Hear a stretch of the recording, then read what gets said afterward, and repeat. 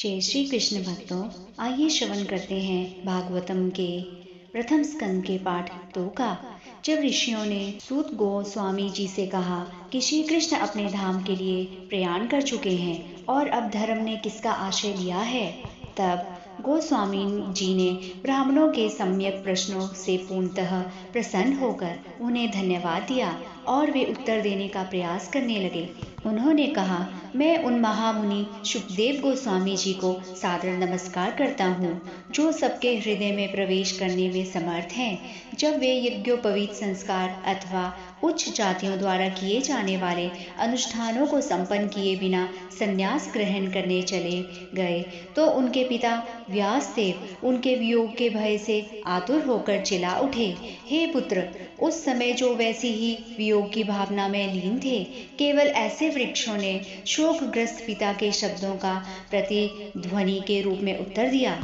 मैं समस्त मुनियों के गुरु व्यासदेव के पुत्र शुकदेव को सादर नमस्कार करता हूँ, जिन्होंने संसार के गहन अंधकार में भागों को पार करने के लिए संघर्षशील उन निपट भौतिकवादियों के प्रति अनुकंपा करके वैदिक ज्ञान के सार रूप इस परम गुह्य पुराण को स्वयं आत्मसात करने के बाद अनुभव द्वारा कह सुनाया। विजय के साधन स्वरूप इस श्री मद्भागवतम का पाठ करने सुनने के पूर्व मनुष्य को चाहिए कि वह श्री भगवान नारायण को, नरोत्तम नर नारायण ऋषि को, विद्या की देवी माता सरस्वती को तथा ग्रंथकार श्री व्यासदेव को नमस्कार करे। हे मुनियों, आपने मुझसे ठीक ही प्रश्न किया है। आपके प्रश्न श्लाघनीय है, क्योंकि उनका संबंध भगवान कृष्ण से है और इस प्रकार वे विश्व कल्याण के लिए हैं। ऐसे प्रश्नों से ही पूर्ण आत्मसंतुष्टि हो सकती है। व्यास जी ने ऋषियों से कहा, संपूर्ण मानवता के लिए परम धर्म वही है जिसके द्वारा सारे मनुष्य दिव्य भगवान की प्रेमा भक्ति प्राप्त कर सकें। ऐसी भक्ति अकारण तथा अखंड होनी चाहिए, जिससे आत्मा पूर्ण रूप से तुष्ट हो सके। भगवान श्री कृष्ण की भक्ति करने से मनुष्य तुरंत ही अहैतुक ज्ञान तथा संसार से वैराग्य प्राप्त कर लेता है। मनुष्य द्वारा अपने पद के अनुसार संपन्न की गई वृत्तियां यदि भगवान के संदेश के प्रति आकर्षक उत्पन्न न कर सके, तो वे निरी व्यर्थ का श्रम होती हैं। समस्त वृत्तिपरक कार्य निश्चय ही परम मोक्ष के निमित्त होते हैं। उन्हें कभी भौतिक लाभ के लिए संपन्न नहीं किया जाना चाहिए। इससे भी आगे ऋषियों के अनुसार जो लोग परम वृत्ति धर्म में लगे हैं, उन्हें चाहिए कि इंद्रिय तृप्ति के संवर्धन हेतु भौतिक लाभ का उपयोग कदापि नहीं करना चाहिए। जीवन की इच्छाएं इंद्रिय तृप्ति की ओर लक्षित नहीं होनी चाहिए। मनुष्य को केवल स्वस्थ जीवन की या आत्म संरक्षण की कामना करनी चाहिए, क्योंकि मानव तो परम सत्य के विषय में जिज्ञासा करने से निमित्त बना है। मनुष्य की वृत्तियों का इससे अतिरिक्त अन्य कोई लक्ष्य नहीं होना चाहिए। परम सत्य को जानने वाले विद्वान अध्यात्मवादी तत्वविद इस अद्वितीय तत्व को ब्रह्म, परमात्मा या भगवान के नाम से पुकारते हैं। ज्ञान तथा वैराग्य से समन्वित गंभीर जिज्ञासु या मुनि वेदांत श्रुति के श्रवण से ग्रहण की हुई भक्ति द्वारा परम सत्य की अनुभूति करते हैं। अतः हे द्विजश्रेष्ठ, निष्कर्ष यह निकलता है कि वर्णाश्रम धर्म के अनुसार अपने कर्तव्यों को पूरा करने से जो परम सिद्धि प्राप्त हो सकती है, वह है भगवान को प्रसन्न करना। अतएव मनुष्य को एकाग्रचित्त से उन पूर्ण पुरुषोत्तम भगवान के विषय में निरंतर श्रवण, कीर्तन, स्मरण तथा पूजन करना चाहिए, जो भक्तों के रक्षक हैं। हाथ में तलवार लिए बुद्धिमान मनुष्य भगवान का स्मरण करते हुए कर्म की बांधी हुई ग्रंथि को काट देते हैं। अतएव ऐसा करने कौन होगा जो उनके संदेश की ओर ध्यान नहीं देगा। जो भक्त समस्त पापों से पूर्ण रूप से मुक्त हैं, उनकी सेवा करने से महान सेवा हो जाती है।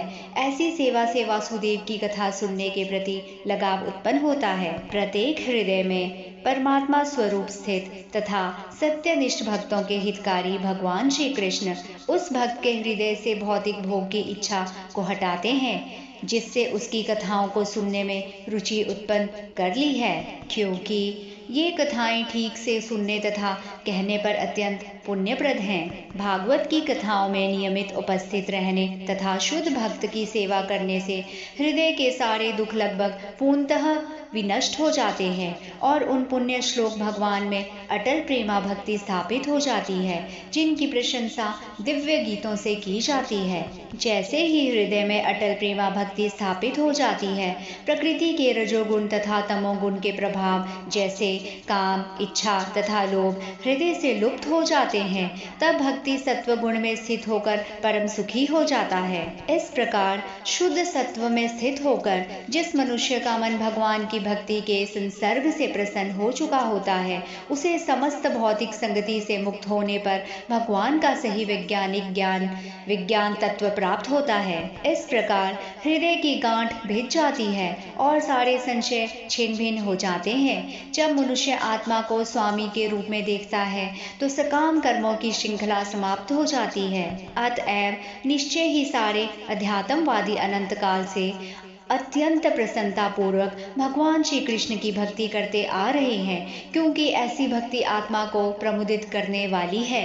दिव्य भगवान प्रकृति के 3 गुणों सत्व, रज तथा तम से अप्रत्यक्ष रूप से संबंध है और वे भौतिक जगत की उत्पत्ति, पालन तथा संहार के लिए ब्रह्मा, विष्णु तथा शिव इन 3 गुणात्मक रूपों को ग्रहण करते हैं। इन 3 रूपों में से सत्व गुण वाले विष्णु से सारे मनुष्य परम लाभ प्राप्त कर सकते हैं। रजोगुण तमोगुण से बेहतर है, लेकिन सत्वगुण सर्वश्रेष्ठ है, क्योंकि सत्वगुण से मनुष्य परम सत्य का साक्षात्कार कर सकता है। पूर्व काल में समस्त महामुनियों ने भगवान की सेवा की, क्योंकि वे प्रकृति के 3 गुणों से परे हैं। उन्होंने भौतिक परिस्थितियों से मुक्त होने के लिए और फलस्वरूप परम लाभ प्राप्त करने के लिए पूजा की।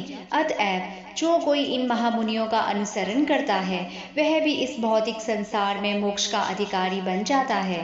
जो लोग मोक्ष के प्रति गंभीर हैं, वे निश्चय ही द्वेष रहित होते हैं और सबका सम्मान करते हैं, किंतु फिर भी वे देवताओं के घोर रूपों का अस्वीकार करके केवल भगवान विष्णु तथा उनके सवांशों के कल्याणकारी रूपों की ही पूजा करते हैं। जो लोग रजोगुणी तथा तमोगुणी हैं, वे पितरों, अन्य जीवों तथा उन देवताओं की पूजा करते हैं जो सृष्टि संबंधी कार्यकलापों से प्रभारी है, क्योंकि वे स्त्री, धन, शक्ति तथा संतान का लाभ उठाने की इच्छा से प्रेरित होते हैं। प्रामाणिक शास्त्रों में ज्ञान का परम उद्देश्य पूर्ण पुरुषोत्तम परमेश्वर श्री कृष्ण है।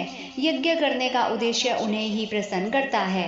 योग उन्हीं के साक्षात्कार के लिए है। सारे सकाम कर्म अंततः उन्हीं के द्वारा पुरस्कृत होते हैं। वे परम ज्ञान है और सारी कठिन तपस्याएं उन्हीं को जानने के लिए की जाती हैं। उनकी प्रेम पूर्ण सेवा करना ही धर्म है। वे ही जीवन के चरम लक्ष्य हैं। इस भौतिक सृष्टि के प्रारंभ में उन भगवान वासुदेव ने अपने दिव्य पद पर रहकर अपनी ही अंतरंगा शक्ति से कारण तथा कार्य की शक्तियां उत्पन्न की। भौतिक पदार्थ की उत्पत्ति करने के बाद भगवान वासुदेव अपना विस्तार करके उसमें प्रवेश करते हैं। यद्यपि वे प्रकृति के गुणों में रहते हुए उत्पन्न जीवों में से एक जैसे लगते हैं, किंतु वे सदैव अपने दिव्य पद पर पूर्ण रूप से अलौकित रहते हैं। परमात्मा रूप में भगवान सभी वस्तुओं में उसी तरह व्याप्त रहते हैं जिस तरह काष्ठ के भीतर अग्नि व्याप्त रहती है। और इस प्रकार यद्यपि वे एक एवं अद्वितीय हैं, वे अनेक प्रकार से दिखते हैं। भौतिक जगत के 3 गुणों से प्रभावित हुए जीवों के देह में परमात्मा प्रविष्ट होते हैं और सूक्ष्म मन के द्वारा 3 गुणों के फल भोगने के लिए जीवों को प्रेरित करते हैं। इस प्रकार सारे ब्रह्मांडों के स्वामी देवताओं, मनुष्य तथा निम्न पशुओं से आवासित सारे ग्रहों का पालन पोषण करने वाले हैं। वे अवतरित होकर शुद्ध सत्व गुण में रहने वालों के उद्धार हेतु लीलाएं करते हैं। जय श्री कृष्ण भक्तों, यहाँ पर भागवतम के स्कंद 1 के पाठ 2 का समापन होता है।